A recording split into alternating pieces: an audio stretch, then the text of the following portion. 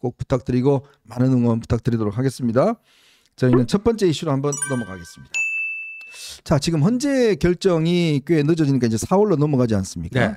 그래서 이 4월로 넘어가게 되면 지금 오늘 막 이 한간에 관한 소문은 지금 현재 5대 3이다. 네. 뭐 5대 3인데 지금 뭐 이 워낙 이쪽 지금 이 법원 판결 때문에 이 3이 더 굳어졌다. 네. 뭐 이런 이야기와 함께 또 네. 일각에서는 그 3 중에서 주심을 맡은 정영식 재판관이 주심이잖아요. 네. 아, 이거 지금 이번에 기각을 하게 되면 엄청난 사회적 혼란이 생기니까 안 되겠다. 조금 인용 쪽으로 넘어가고 있다. 뭐 이런 이야기도 나오고 있고. 그러니까 뭐 그 말 수는 없는데, 근데 이제 이 팩트, 일단 팩트는요. 민주당이 좀 하루가 멀다 하고 이제 의원총회 의총을 열고 있지 않습니까? 이제 의총이 앞에 부분에는 이제 언론인들이 들어와서 스케치를 할 수 있도록 오픈을 하는데, 자 이제 언론인들 좀 자리 정리해 주십시오 하고 이제 비공개로 들어가면 그때 이제 그 의원들의 속내가 다 나오거든요. 네. 근데 최근에 민주당 비공개 의총에서요, 이제 헌법재판관 실명까지 거론을 한다는 거예요. 그게 3명이죠. 정형식 재판관, 지금 이 대통령 탄핵 심판의 주심이죠. 네. 그 다음에 김복형 재판관, 조한창 재판관, 네. 이 3명의 실명을 여러 민주당 배지들이 거론하면서 이들을 어떻게든지 족치고 압박을 가하건 어떻게 하던 간에 요 중에 한 명이라도 돌려야지 뭐가 되는 거 아니냐. 네. 그런 그 얘기를 한다는 거죠. 그리고 이제 왜 마은혁 임명, 추가 임명에 그토록 목매고 있는 것인가. 지금 그러니까 5대 3이니까 6명 이상이 인용에 찬성해야 되는데 한 표가 부족하다. 그러니까 마은혁이 들어가서 6대 3으로 해야지 이게 뭐 되는 거 아니냐. 네. 뭐 이런 얘기들이 있단 말이에요. 그러니까 그냥 비공개 의총에서 이제 민주당 의원들이 3사람을 얘기할 정도 그렇다. 그러니까 이 3사람은 기각 또는 각하고 나머지 5명이 인용인데, 그래가지고 5대 3이 되다 보니까 이게 합의가 안 이루어지고, 그리고 선거 기일도 못 잡고. 왜냐, 문영배 입장에서는 문영배와 이미선 똑같이 4월 18일 6년 전에 문재인에 의해서 임명돼가지고 우리법 연구회 출신으로 아주 뭐 이 헌법 재판까지 대본 거 아닙니까? 근데 성공했죠. 마지막 적인데 문영배나 이미선이나 자 마지막 도장 찍고 나가는 건데 5대 3으로 윤 대통령 탄핵이 기각되었고 직무복귀되는데 진짜 이 우리법 연구회 출신으로서 이게 도장을 찍을 수 있느냐? 네. 차라리 그럴 거라면 나 안 찍고 그냥 그만두겠다. 뭐 이런 얘기가 있다라는 거 아니에요. 그러니까 원래는 이제 윤 대통령 탄핵 심판의 시나리오가 기각돼서 기각 또는 각하돼서 직무복귀한다. 인용돼서 파면돼서 이제 조기 대선이 열린다. 이 두 가지만 있었는데 이제는 4월 18일까지 못 정하고 그 이후로 표류한다. 이렇게 나오는 거 아닙니까 지금 그래서 원래 이제 처음에 4월 이후 이 선고설 이야기할 때 에이 말도 안 돼라고 이야기하다가 이제 보니까요 점점 그 이야기가 현실화되고 있고 이제 더 나아가서 아예 선고를 못하는 거 아닌가라는 또 의혹까지 제기가 되고 있어요. 그렇죠. 그러니까 이제 그럴 경우에 지금 한덕수 대행 체제가 의외로 오래 갈 수도 있다. 의외로 이게 이제 그런 거 아닙니까? 이게 뭐 심지어 뭐 윤석열 정부 임기 끝까지 채울 수도 있다. 뭐 이런 얘기도 나오는데 이게 왜 그러냐면은 이 그 재판관이 고리로 7명이 채워지지 않으면 그 고리된 기간은 180일 안에 산정을 안 한다. 그렇죠. 뭐 이런 규정이 있잖아요. 그러니까 근데 지금 이제 만약에 문영배 이미선 뒤 후임으로 2명을 한덕수 그 대행이 이제 임명하려고 그러면은 또 임명하지 못하게 할 거 아닙니까? 네네. 그러면 180일이라고 하는 를 다 못 채운 상태에서 공백이 계속 이어지는 거죠. 그러면은 이게 뭐 끝까지 뭐 갈 수도 있다 뭐 이런 얘기도 있고, 아니면 한덕수 대행을 비롯해서 또 이제 국무위원 과반수를 이제 줄태넥을 시킨다. 네. 뭐 그렇게 해서 이제 무력화시킨다. 뭐 그런 얘기가 있는데 이걸 한마디로 하면은 나라 망한 거죠. 네. 나라 망하는 수순으로 가는 겁니다. 근데 이제 제가 볼 때는 지금 현재 돌아가는 사정에 대한 정보는 이재명 대표가 제일 정확할 겁니다. 그렇죠. 네, 제일 정확하고 그 민주당의 반응을 보면 저희가 간접적으로 현재 내부의 반응이 어떻다. 제가 아마 볼 때는 아마 간자가 있어요. 내부에.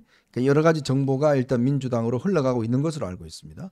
그러니까 민주당이 저렇게 격하게 반응하는 것도 뭔가 본인들의 마음에 들지 않는 지금 프로세스가 진행되고 있다라는 것이고 그렇죠. 이제 그런 상황이다 보니까 지금 뭐 막 재판관 이름까지 거명하고 40여개 대해서 거의 뭐 목숨을 거는 이런 상황이 이제 돼버린 거죠. 자, 그래서 이것도 안 되면 그래서 이제 이 김용민이가 지금 원내 정책 수석 부대표입니다. 그렇죠. 그러니까 진짜 요즘에 그 민주당의 내부 제가 사정을 조금 설명을 드리면 이재명의 측근 그룹이 있고요. 박찬대 그룹이 요즘은 뜨고 있어요. 네. 박찬대와 그 원내대표단들이 독자적인 힘을 형성을 해서 요즘 이재명하고 꽤 갈등 관계에 있다고 그럽니다. 그래요? 네, 이게 지금 저희가 알기로는 이재명은 코판대가 거의 뭐 100% 의견을 듣는 걸로 알고 있는데 요즘 이 박찬대가 머리가 커갖고요. 잘 안 듣는데요. 이게 뭐 뭡니까 저 따로 할 때 이런 식이라는 거예요. 그 이재명도 꽤 불쾌해하고 있다고 그래요. 특히 최상목 탄핵안을 놓고서 요게 좀 갈등이 많대요. 그래 놓으니까 요즘은 이 박성준, 박찬대, 그다음에 김용민, 노종면 요 강경파들이 지금 주도를 하고 있고 그래서 중진들은 꽤 그게 불만이 많다고 그래요. 자, 그런데 이 거기에 일원인 김종민이가 무슨 이야기 김용민이가 무슨 이야기를 하냐면 개헌을 해서 국민투표를 해서 대통령을 쫓아내자. 네. 이런 이야기까지 지금 나오고 있어요. 오늘 그게 어디 이제 조선일보의 기사도 됐습니다. 그러니까 이런 거예요. 그러니까 지금 개헌을 하는데 현행 그 대통령의 임기를 단축시키는 그 개헌을 하겠다는 거예요. 네. 그러니까 뭐 그것만 하는 원포인트 개헌을 하겠다는 건지 뭔지는 모르겠는데 하여간 지금 윤석열 대통령의 임기 그러니까 윤석열 대통령을 헌법재판소의 탄핵 심판을 통해서 파면을 시키려고 했는데 그게 이제 4월 18일 이후에 그게 그냥 영영 막 미궁으로 빠지게 되면 다른 수단을 꺼내야 될 거 아니냐. 그래갖고 윤석열 대통령 임기 단축 개헌을 하면 된다. 근데 여러분들 아시다시피 개헌은요 국회의원 3분의 2 이상의 동의를 얻어서 그렇죠. 되고 그게 또 국민투표를 거쳐야 됩니다. 네. 국민투표에서 과반의 찬성을 얻어야지 그게 이제 개헌안이 성립이 되는 거예요. 그렇죠. 성립이 되는 건데 일단 지금 뭐 야당이 탈탈 떨어도 190인데 그러면 8표 이상이 이제 국민의힘에서 그쪽 개헌으로 가야 되는데 그거는 뭐 국민의힘도 개헌에 대해서는 그렇게 뭐 거부감이 없으니까 가능하지 않겠느냐. 지금 이렇게 보고 있는 거예요. 지금. 이렇게 보고 하는 건데 근데 이게 이제 민주당 내에서 일단 좀 충분한 그 동의가 얻지 못하고 있는 상태고 지금 민주당 내부는 이런 김용민의 임기단축 개헌이라고 하는 솔루션도 나와 있지만 만약에 한덕수 국무총리 또 대통령 문영배 이미선의 후임자를 임명하려고 하면은 김어준이 페북에 올린 것처럼 아예 내각 총탄핵을 해버리자. 뭐 그런 강경 솔루션도 있는 거예요. 지금 국민투표는 그러니까 두 가지 방법으로 할 수 있습니다. 우리 헌법 72조와 130조에 있는 국민투표를 할 수 있는 요건은 일단 우선 대통령이 외교 국방 통일 관련된 중대한 사안에 대해서 국민의 의견을 물을 수 있는 게 바로 이제 국민투표고요. 그 다음에 헌법 개정 이걸 할 때 할 수 있는 게 이제 국민투표입니다. 근데 지금 대통령을 뭐 쫓아내고 말고 이 국민투표는 안 돼요. 자, 그러니 이제 이 김용민 생각은 뭐냐면 헌법을 바꿔서 대통령 임기를 줄임과 동시에 국민투표를 이런 걸 할 수 있도록 바꿔서 이제 헌재로는 안 되니까 헌재는 지금 보니까 야 도저히 이거 뭐 안 되겠다 야. 그러면 헌법을 개정해서 국민투표를 해서 하자. 그러니까 개헌 국민투표죠. 그렇죠. 개헌 국민투표 이런 것까지 이야기 나오는 거 보면 민주당도 솔직히 답답한 것 같아요. 이게 뭐 아까도 말씀하셨지만 민주당 내부의 정보라고 하는 게 뭐 어떤 소스로 들어가고 있는지는 우리가 정확하게 잘 모르겠지만 그래도 상당히 뭔가에 이제 소스가 뭐 있는 것 같다라고 느낌이 있잖아요.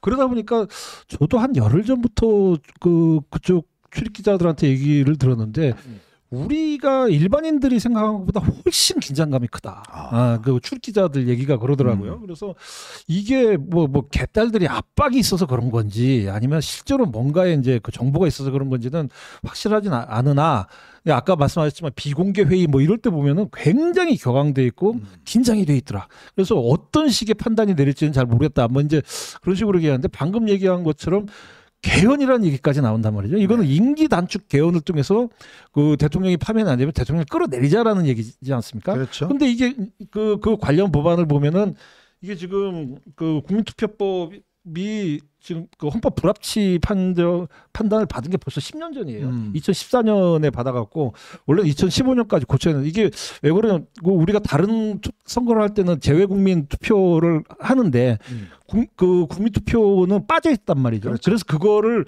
넣어야 된다. 그래서 바꿔야 된다라고 2014년에 헌재에서 맞아요. 했는데 그게 2015년까지 하라고 1년간 여유를 줬는데 1년이 아니라 지금 10년이 됐는데도 못 바꿨어요. 왜 못 바꿨냐? 그때 2014년도 15년도에 박근혜 정부 시절 아닙니까? 그렇죠. 그러니까 국민투표법을 이제 헌법과 합치되게 바꿔놓으면 정부에서 박근혜 대통령을 비롯한 이제 그 당시 지금의 여당에서 자기 마음대로 뭔가에 뭐를 할지도 모른다는 불안감이 있었나 봐요.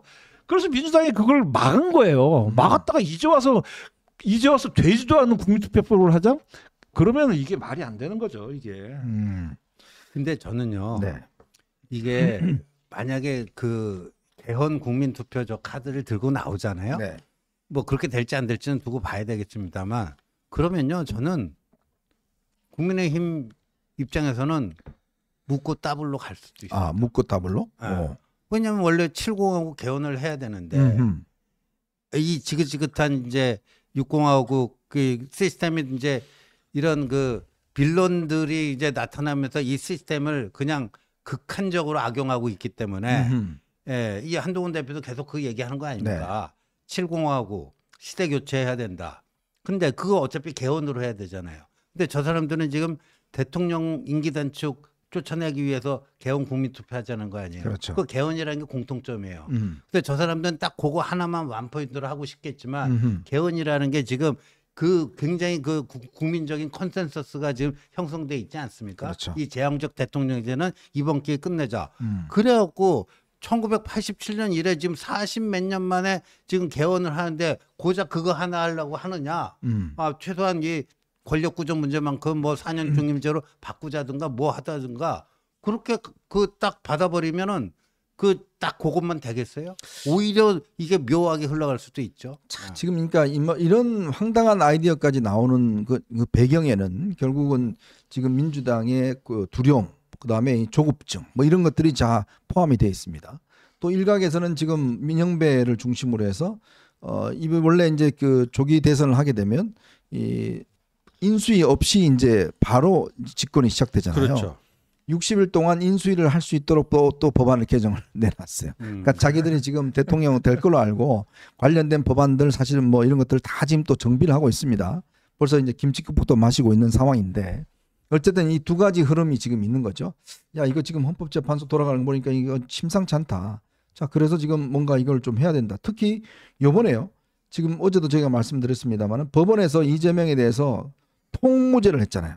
완전 통째로 다 무죄를 해줘 버렸잖아요. 그렇죠. 그러다 보니까 헌법재판소도 그렇고 여론도 그렇고 야, 이거는 이렇게 되면 이거 아니지. 그러면 이거 뭐 어떻게 지금 뭐 그러면 윤석열 대통령이 다시 뭐 기각돼서 나와야 되는 거 아니야? 이런 식의 또 여론들도 형성이 되고 있는 상황입니다. 그러니까 지금 민주당이 굉장히 아마 마음이 다급해져서 이제 심지어 이제 개헌 이야기까지 꺼내오는 그러한 상황인데 이게 쉽지 않습니다. 쉽지 않고 어차피 민주당이 사실은 이 전략적 어떤 이 잘못으로 인해서 사실은 지금까지 온 거예요. 온 거고 지금 아마 이제 모르겠습니다. 다음 주가 되면 4월 2일 재보궐선거가 있잖아요. 그렇죠. 재보궐선거가 있으면 헌법재판소가 또 판단 내리기 어려워요. 그러면 그 다음 주로 넘어가면 11일 정도에 넘어갈 텐데. 그러니까 지금 뭐 거의 잡히면은 11일 날 잡히지 않겠느냐. 네. 이건데 근데 여기서 이제 저기 이 시나리오 그 4월 18일 이후로 표류한다고 그걸로 가면요. 네. 예, 지금 그 헌법학자들 얘기로는 예, 지난번에 그 국회 추천 그 3명을 임명하지 않은 게 헌법 위반이라고 그랬잖아요. 네네. 예. 근데 이거는 대통령 목 아니에요. 문영배, 이미선은 문재인 대통령이 임명한 사람 아니에요. 그렇죠. 근데 윤석열 대통령이 임명해야 되는데 지금 직무정지 상태니까 그러면 권한대행이 이걸 임명할 수 있느냐? 국회 추천을 받아온 사람을 임명하는 것과 대통령 몫에 그거를 대통령 권한대행이 임명하는 건 좀 다르다라는 거예요.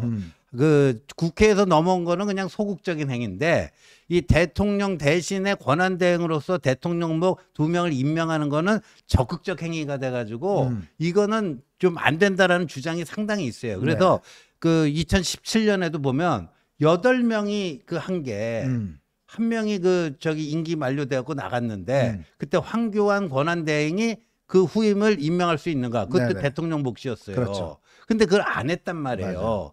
그러니까 이 신중한 성격의 한덕수 총리가 김어준이 뭐 거기서 얘기한 것처럼 그 예를 들어서 그거를 좀 이게 중도 보수 뭐 2사람으로 바꾸고 마흔역 하나 껴주고 뭐 그렇게 하려고 할 수도 있겠다는데 그렇게는 안 할 거라는 거죠. 네. 그러면 계속 6명인 상태가 계속 되는 거 아니에요. 그러면 이게 뭐 사실 그리고 작동불능이죠. 예, 작동 불능이죠. 예, 이게 식물 헌재가 되는 거예요. 식물 헌재. 그런 상태에서 대통령 대통령뿐만 모든 탄핵 심판은 뭐죠? 180일 뭐 이게 있잖아요. 이해해야죠. 예. 근데 그래갖고 180일이 지나가 버릴 수가 있잖아요. 그러면 180일 내에 못하면 어떻게 돼요? 윤 대통령은 복귀할 수가 있잖아요. 그거는 뭐 조금 아마 권장사항일 겁니다. 180, 권장. 180일은 이제 권고. 그러니까 이게 직무 복귀 가능성이 생기는 거예요. 네네. 180일 내에 어떠한 결론도 못 내면은 그러니까 뭐 다급하면 별의별 수를 다 쓸 수는 있겠죠. 어쨌건 참 우리가 상상할 수 없는 지금 시나리오들이 많이 나오고 있어서 이게 왜냐하면 이제 정상적이지 않게 지금 헌법재판소의 결정이 늦어지다 보니까 정말 다양한 지금 나오고 있고 심지어 이제 야당에서는 국민투표 이것까지 하자 뭐 이런 지금 이야기까지 나오고 있다는 거 참 모르겠습니다. 다음 주도 어떻게 될지 좀 더 우리가 지켜보겠습니다. 자, 저희는 두 번째 이슈로 한번 넘어가 보겠습니다. 이번에는 여론조사 관련된 분석을 좀 해보겠습니다.